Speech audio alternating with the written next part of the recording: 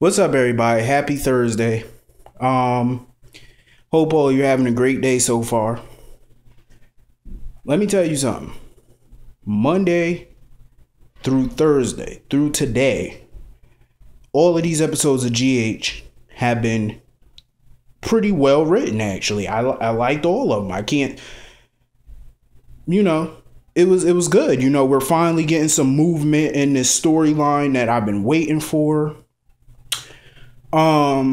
According to Soap Opera Digest, according to Ron, RC, according to him, a lot of crazy shit is about to come up. The Maxie storyline is about to be over. Ron said the only reason why that storyline took so long was because, he wanted Maxie and Britt to be pregnant for 9 months and wait until the baby come to reveal the paternity of the babies and, reveal, whatever. So, anyway, let me get into today's episode because I actually love today's episode. It put a lot of things in perspective.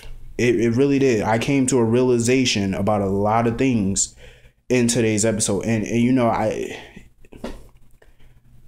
I'm just not in a lot of characters on the show because I feel like they all want to put blame on just one fucking person. And it's annoying instead of taking some time to look and see what the dumb shit they did and the part that they played into the reason why shit went down the way it fucking went down. So anyway, let me talk about Tracy and Elizabeth first. Their scenes is the scenes I really loved, was the Tracy and Elizabeth scene. It was so much realness to this scene that I liked. I don't give a fuck how I feel about Elizabeth. I might not like the woman. I might hate her sometimes, but let me tell you something. I agreed with half of what she was saying, and I agree with half of what Tracy was saying. But here's my thing. When Elizabeth was telling Tracy, because Tracy kept running her fucking mouth, talking about, ELQ was her father's legacy. And then Elizabeth put it to her. She was like, if that's your father's legacy, why the fuck did you destroy it? Like, seriously, you had Connie a couple of months ago publish a story about you funding Solido crime money into ELQ, which damaged the stock, which crippled ELQ. So if that's your father's legacy, why the fuck would you try to destroy that? If you love that company so much, like you say you do, why would you try to destroy it? Let me tell you something about Edward Quartermain. When Edward lost ELQ a couple years back, he never in his life would destroy ELQ to get it back. He would never fucking do that. He always schemed and plotted until he got the company back. That's how you get your company back. You don't destroy what you built to try to get it to weaken the stock so you can have it back. You know how hard it is to rebuild a multi-million-dollar company? Edward started that company in 1979. Well, 1978, if I'm correct. I think it's either 78 or 79. He started ELQ. That was over 30 years ago. You honestly think that's 30 years of hard work? You know how many fucking investors and stockholders that you have to make happy? You have to make them money. You know how hard it is to get an investor into a multi-million-dollar company? To start up a company like ELQ? And he started it back in the day. And look what he did with it. He built it into a multi-million-dollar brand. A multi-million-dollar corporation. And this bitch tried to destroy it, but you claim that you love that company and you love your father and that's his legacy. Why the fuck would you destroy it like that? Here's my thing. How is ELQ even still viable? How is it still financially okay? After Edward died, that could, ELQ is a publicly traded company. It's a public company. So it has stockholders. It has investors. So when Edward died, that could bring the stock down a little bit because the chairman and the founder died. So that brings the stock down a little bit. Then you got Tracy crippling the fucking company. Then you got the Pickle Lila situation. Now you got the Kiki scandal. How is that company even still breathing? If the Jeromes want to take over that company, now would be the perfect time to take it over because that company is ripe.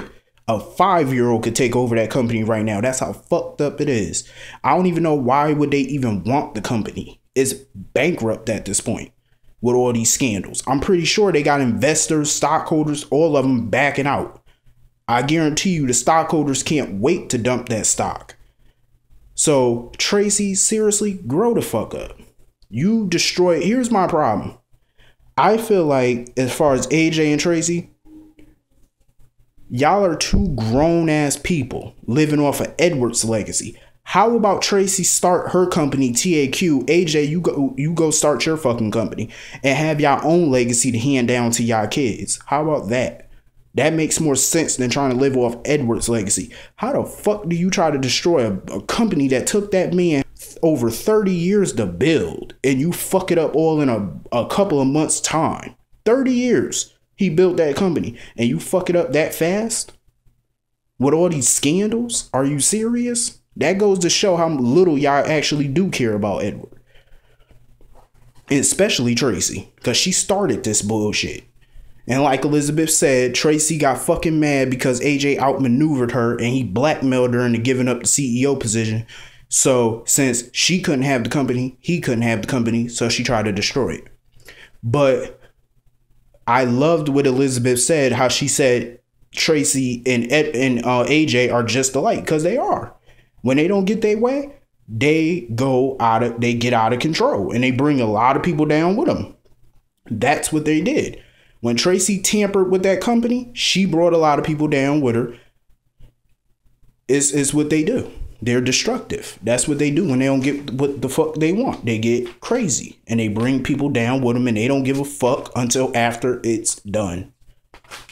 But I love what Elizabeth told her though. She was like, you need to join forces and unite with AJ before it's too late and he self-destruct. I agree with that. She needs to join forces with AJ. They're both strong fucking people. Why are y'all battling against each other? AJ wanted to work with Tracy. She's the one that's going up against him all the time. I understand she felt like he can't lead the company, but give him a fucking chance. You never even wanted to give the guy a break. And then you keep talking about how, and I hate how Elizabeth and Tracy keep bringing up the past with Jason and Jake and Michael and AJ. Stop bringing up the fucking past. This is 2013. This is not back in the day. Stop bringing that up. It's already been talked about. What the fuck? You can't change the past. If we could, we would all have a different future today if we could change the past. Trust me.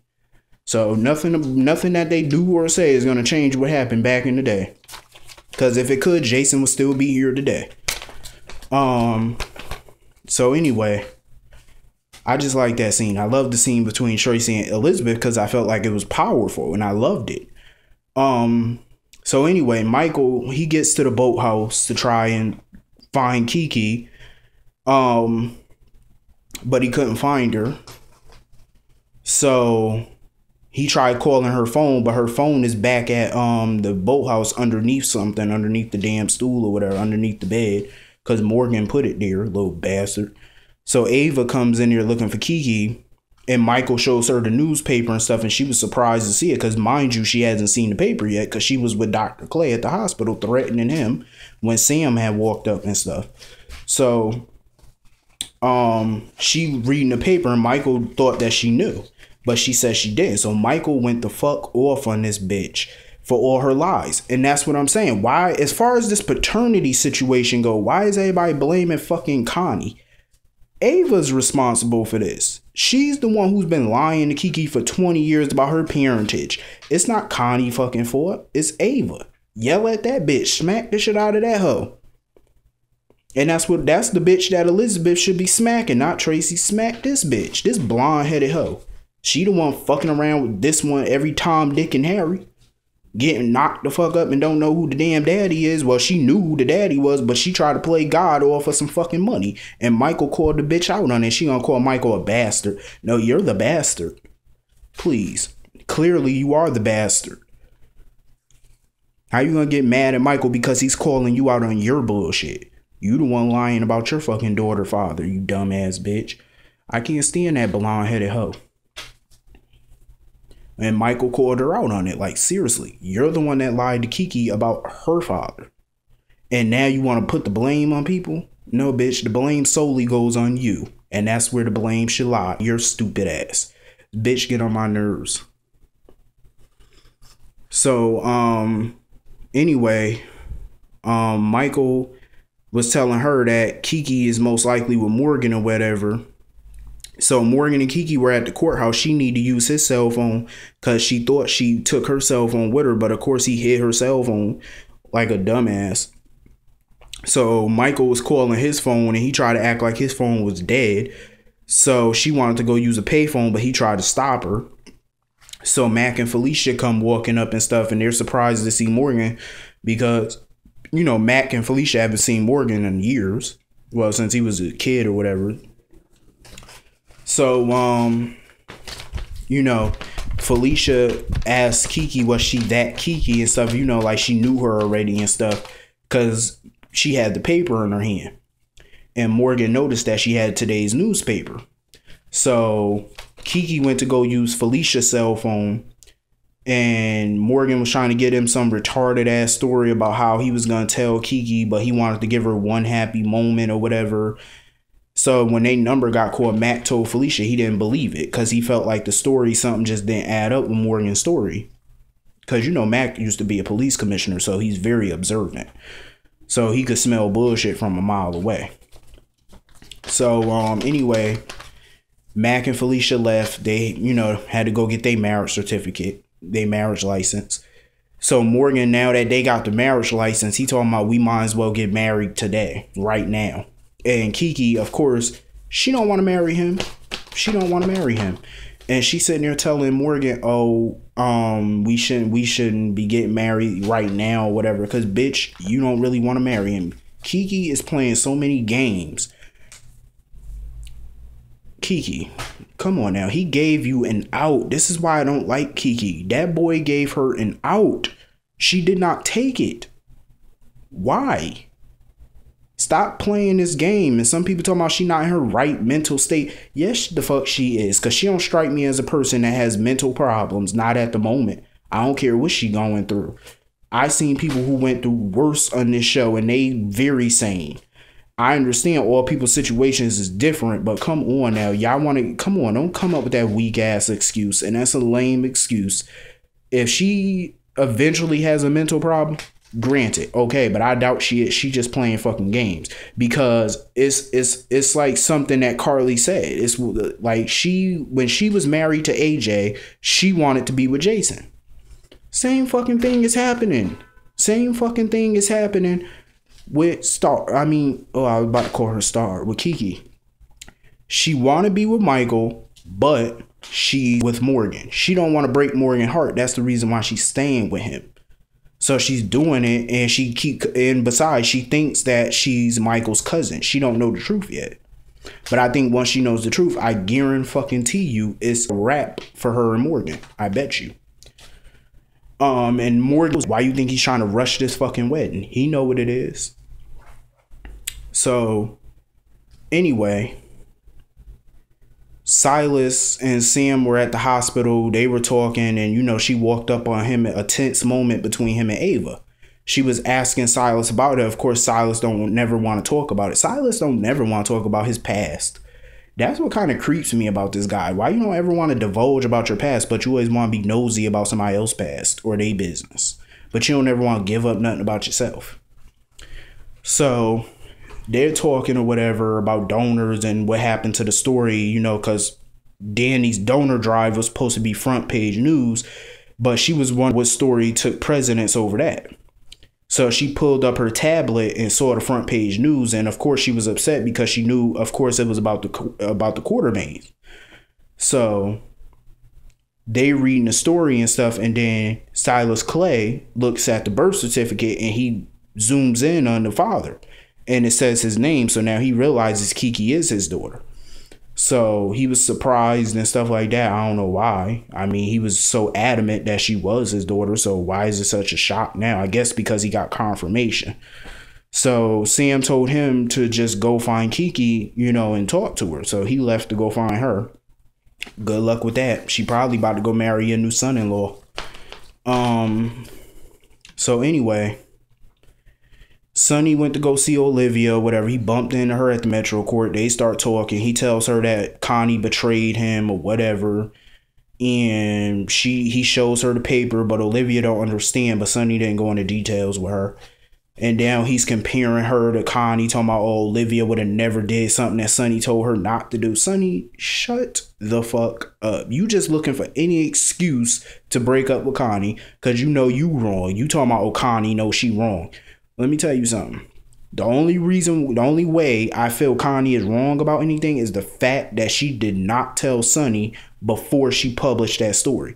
That's how I see that she's wrong. She's not wrong for actually publishing that story. And I'm going to get on that in a minute. But Sonny need to shut the fuck up, because I remember how many times has Sonny chose business over family? Remember when Anthony Zaccara offered Sonny the lead role in his organization? Sonny knew what that position would do to his family had he chose that position. He chose it anyway. So Sonny, shut the fuck up. He my boy and all, but he just talk too much shit and I can't stand him. He always trying to blame somebody for some bullshit. So even Olivia noticed that. Come on now, it ain't all Connie fault. So Sonny and Olivia talking. Olivia told him to listen to the voicemail or whatever that Connie left him. He listens to it, and I guess he overhears where the part where AJ walked into the house and stuff like that and was yelling at Connie. So he rushed off to get to the house because he knew AJ broke into his house. Speaking of, AJ broke into Sonny's house. AJ, you could have got yourself shot. And besides, where is all the Sonny guards? First of all, not only do he got top-notch security system, but he does have guards all around the house. So where's the guards? How are you just allowing people to barge into your house even if you're not there? That's just stupid. Don't people lock their doors? So he's yelling at Connie or whatever, telling her that this was his chance to grow. Talking about she ain't think about all the lives that she was ruining. AJ, shut up. The only person life that he cares about is his own. You're just pissed because she cost you EOQ. Here's my thing. AJ, you keep bringing up Michael, and I agree with Connie. She told him, start your own company. You and Michael could still work together. Why don't you start your own company? And I agree. And he telling her to go to hell. Why are you so pissed at Connie? She did what any other journalist would do. She's a journalist who runs a paper. She did what any other media outlet would do, and that's run that story. She did not have a vendetta against AJ. She did nothing wrong as far as publishing that story. Granted, it wasn't her truth to tell, but she had to do what she had to do as a journalist to save her paper. And I don't blame her for that. She chose her career over Sonny because her career is all she really got. That's her independence. So, of course she did it. I don't blame her. Olivia, Connie just had to do what Connie had to do for business. She started Crimson. That was her baby. You know what I mean? That was her livelihood. She didn't want Sonny to take care of her. And like she told AJ, she don't have a rich family. She don't have a trust fund. She's not a multi-millionaire. She actually has to work for a living. So if she loses, dependent bitch. And that's how she is. And I love Connie for that. And I hate the fact that AJ is putting all the blame on her. How about you go blame Ava Jerome? She's the one that fucking lied about the paternity. Go yell at her. Stupid. And now you gonna sit there and fucking choke Connie? Like, are you fucking serious, my dude? I was happy when AJ came back, but this is the AJ that I don't like. You know what I mean? Like taking his frustrations out on other people, on the wrong people, when he should be taking out on the person that's really responsible, the bitch that lied about the paternity. Don't blame Connie for fucking you losing ELQ. Like I said before, how about you go start your own fucking legacy and start your own company that you can hand down to Michael later? How about you do that instead of fucking blaming people for your problem? Let me tell you something. Companies, they fucking come and go. He act like he lost every fucking thing. That company been fucked up ever since Tracy fucked it up. So how much money was you making off that company? I swear, AJ just so fucking dumb. Like, you want to blame Connie for some stupid shit. She was just doing her fucking job. And I could tell you how many fucking characters on the show chose business over family. A bunch of them. AJ chose a lot. He chose liquor over family. AJ ain't so fucking innocent. Like, you embezzled money from ELQ back in the day. If it wasn't for Ned, ELQ would be bankrupt right now. Ned was the one back in the day that jumped in as CEO of ELQ and brought it back from the dead. It was almost bankrupt because of that dumbass. He embezzled millions from it and ran off with Faith Roscoe. Or whoever the bitch was, I think it was Faith Roscoe. He ran off with that bitch and embezzled millions. Come on now, you ain't so squeaky clean.